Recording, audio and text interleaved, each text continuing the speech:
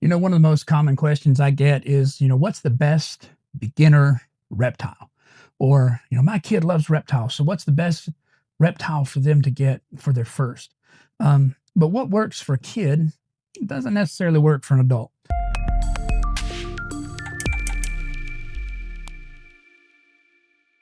Hey, I'm Clint with Crossstar Reptiles, and today we're going to be talking about the three best beginner reptiles for kids and the three best beginner reptiles for adults. And that's really subjective. There are going to be other people that have different lists and different opinions. And the word beginner kind of gets used a lot in the reptile hobby, and many times it's just used to justify animals being sold into situations where their long-term needs are not going to be met or understood. And I want to say right off, there's no such thing as a zero care reptile, just to set it and forget it. And the best beginner reptile may not be the smallest or cheapest or most commonly sold. I've said in other videos that you can buy green iguanas for, $20 or $30. That doesn't mean that it's a good beginner reptile. The best beginner reptile is the one whose needs that you can meet realistically as an adult. And so let's break this down. The top three beginner reptiles for kids and the top three beginner reptiles for adults. And then I'm going to throw in an honorable mention at the end for adults. So the first one I want to talk about for kids, the best beginner reptile for kids, number one on my list is the leopard gecko. And I think it's because leopard geckos are probably one of the most reliable and forgiving reptiles in captivity.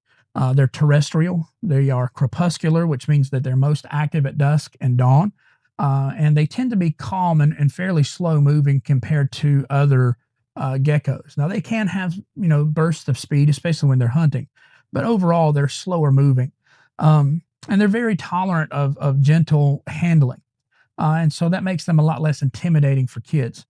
And their husbandry requirements are not tremendous, 40-gallon aquarium for one. And then most people recommend paper towel substrate or a loose, something like a 70% to 30% organic topsoil to play sand mix. And so if, that I would recommend that as a, good entry point for kids.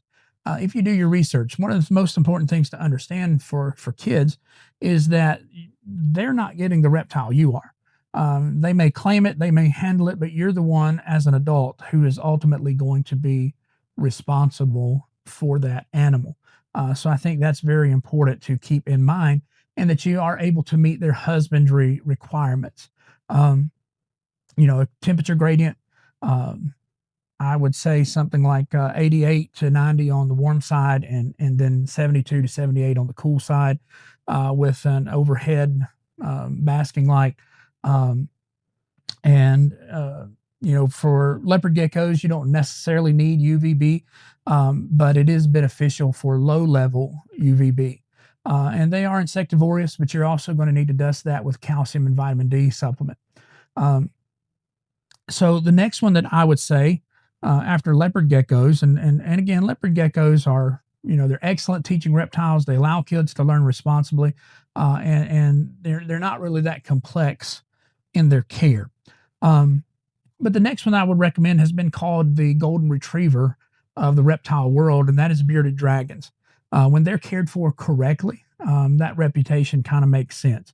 They are diurnal. They're highly visible, so that makes them great pets for kids.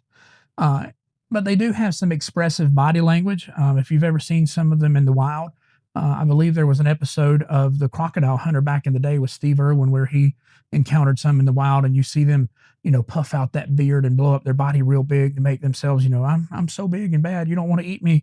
It's a defensive response to drive away predators.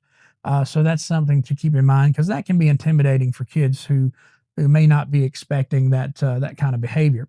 But they are fairly tolerant of handling. And so, especially when you get them as juveniles and you're able to handle them fairly often, they can be fairly easy to handle. I hate to use the word tame,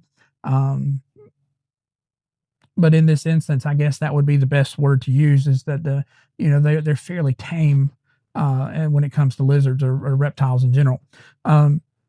They do need a fairly large enclosure though as adults, 4 by 2 by 2, I would say, with some kind of loose sand substrate. Um, they do like to climb. They're considered terrestrial, but they will climb. So you're going to want basking platforms, something like a piece of slate that will hold, a good basking temperature for them, but where they can also climb. And with these guys, UVB is non-negotiable. They need high output UVB and a basking temperature of about 110 degrees or so. Um, so that's something to keep in mind as well. They are omnivorous. They will eat insects, and as juveniles, that's going to be their primary diet. As they get to adults, though, you're going to want to switch from mostly insects to mostly leafy greens. Uh, Let me say this though, one of the worst things that we can do for lizards in captivity is feed them lettuce, especially iceberg lettuce. It has absolutely zero nutrients. It's terrible.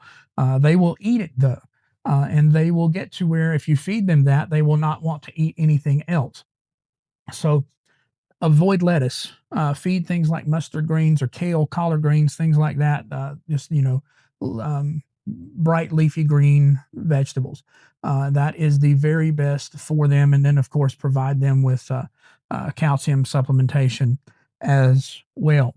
And if you're looking at introducing a snake into your family for kids, although, of course, I have a ball python here, and this is my girl Panay. She is an albino, and she is, as you can see, I can do anything with this snake. I absolutely love her. Um, I can hand her to anybody. I don't have to worry about her biting or striking or anything else. Um, but for kids, I'm not going to recommend a ball python. I'm actually going to recommend a corn snake, and there's a few reasons why that is. Corn snakes have a great temperament. They're very docile. They're very rarely defensive, and they handle very well.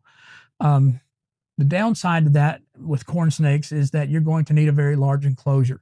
The minimum recommended, I think, is 4 by 2 by 2, but I would say a 6 by 2 by 2 because those snakes can get around 6 feet long or longer. You do want to make sure whatever kind of enclosure you get has a very secure lid because corn snakes are known to be escape artists. And then you want to provide them with multiple hides, a temperature gradient, 85 on the warm side to mid 70s on the cool side, about 40 to 60% humidity. You can feed corn snakes frozen thawed is what I always recommend as far as their prey.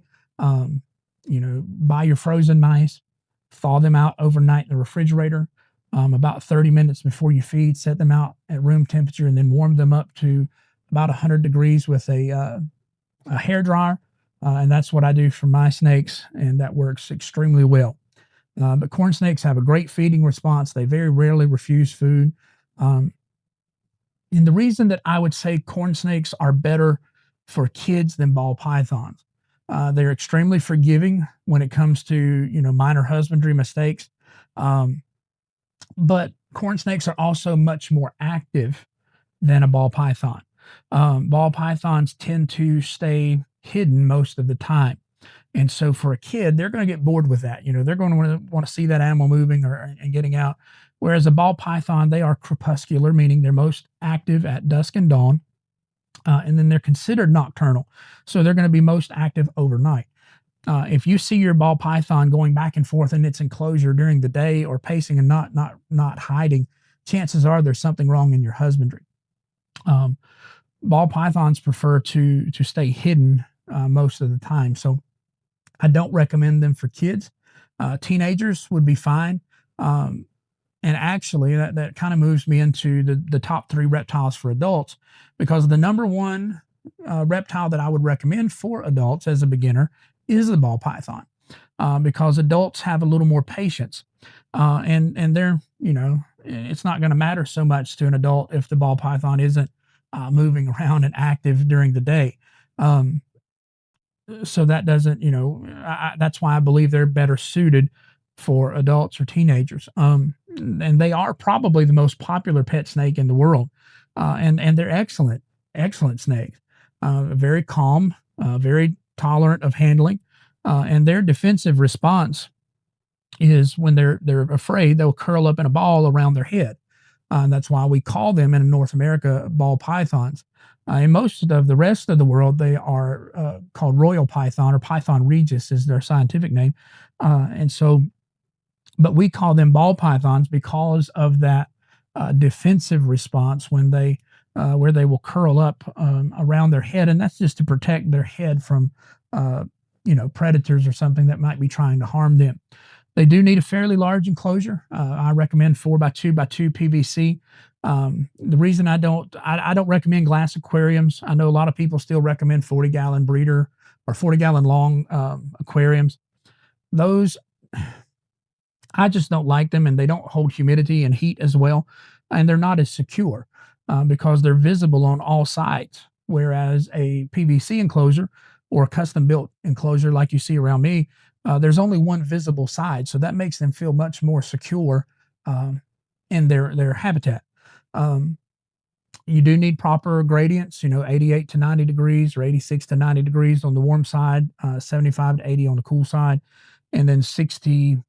I keep my humidity around 60% all the time, and then during shedding, I bump it up to, sometimes around 70 or 80. Um, and I do that. Do not mist ball python enclosures. We found it used to be recommended, but we found that misting can actually cause respiratory infections in ball pythons. So instead, get a good substrate like Reptisoil or a mix of Reptisoil and sphagnum moss, and then top it with Repti-Chip, and then pour water into the corners of your enclosures, once, twice a week to bump that humidity up where it needs to be, um, rather than misting. And of course, feeding frozen thawed. Panay here eats small rats every 7 to 10 days. And then as they get bigger, you can change that. And I do have a care guide that I would send out for ball pythons. If you subscribe to our channel, leave me a comment or send me a message. I will send you that care guide for free. And it has a feeding chart in it based on their weight.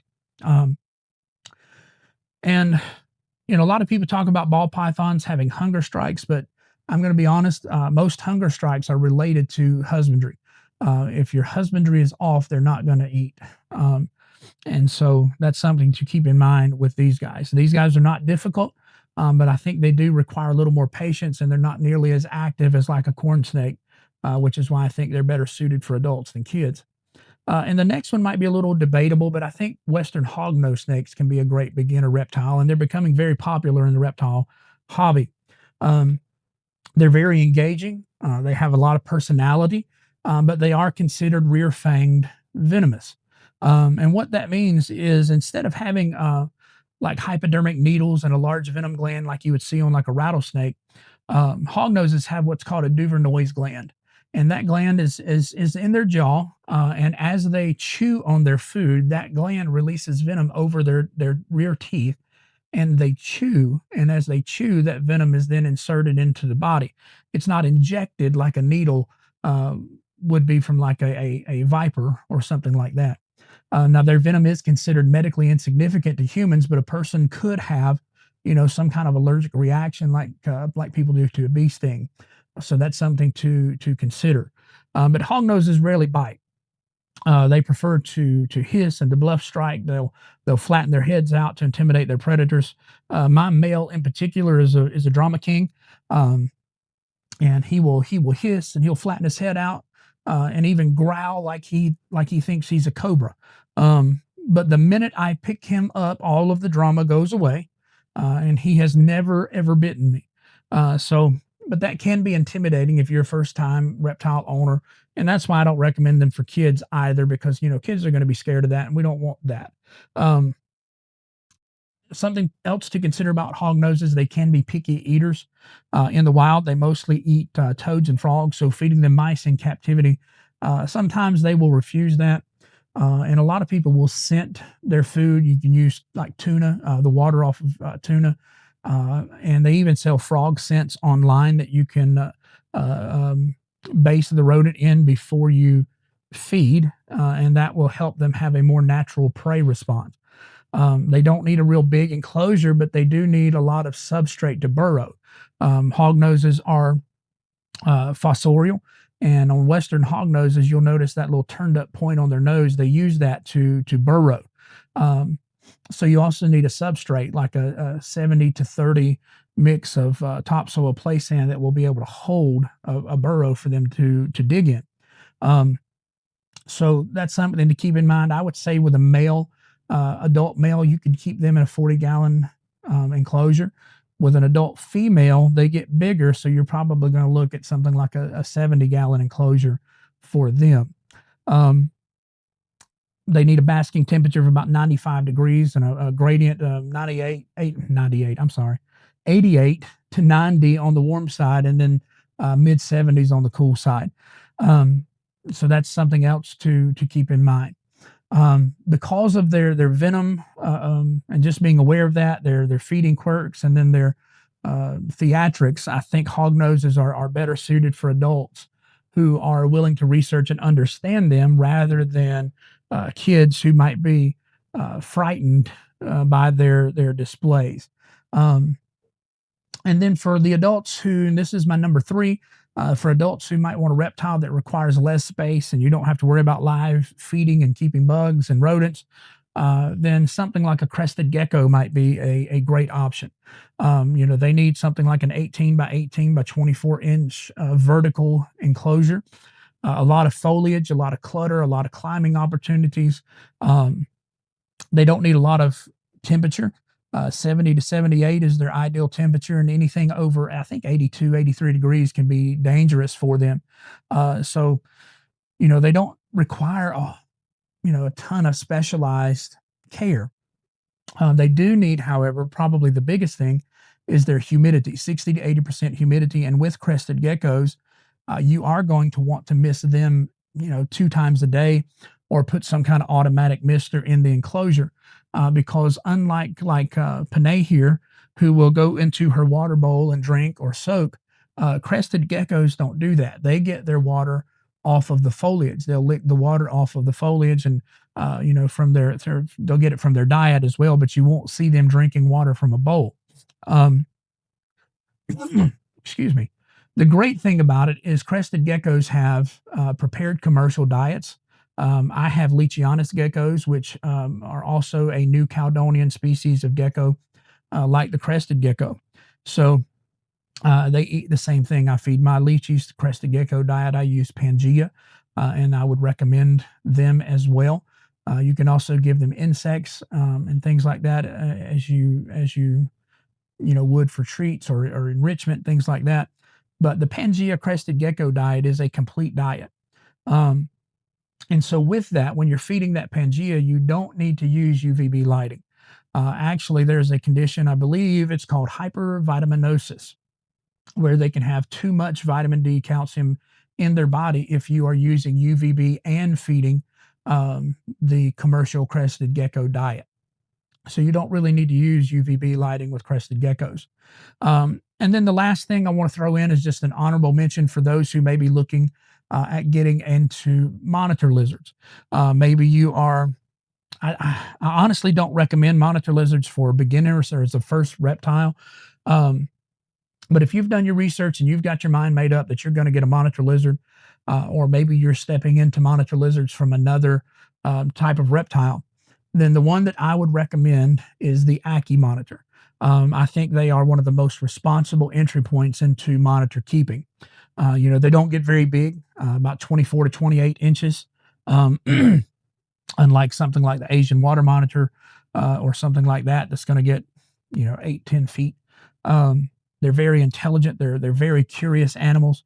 My Ackies, it's funny. I love to watch them. If I'm doing something in their enclosure, changing substrate, cleaning their enclosure out, changing their water, they're always there. They're watching, they're looking. You can see it in their eyes, the curiosity.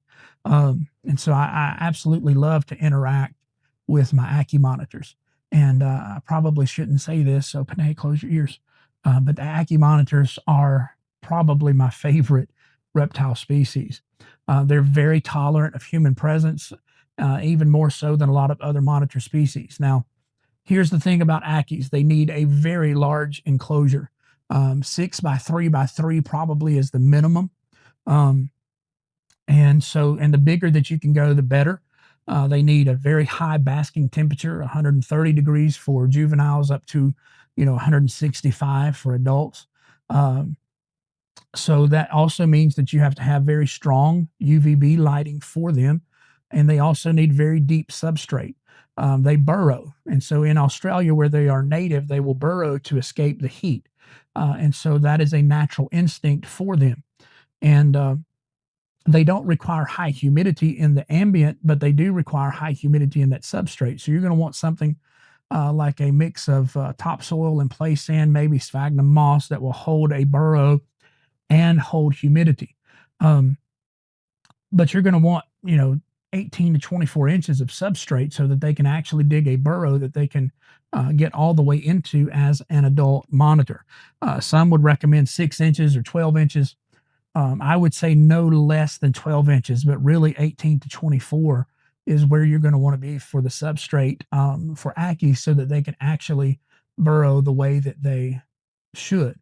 Um, Feeding, they're going to eat insects, dubias, crickets, mealworms, superworms, and you're going to want to vary that because they will get stuck on one and refuse to eat anything else.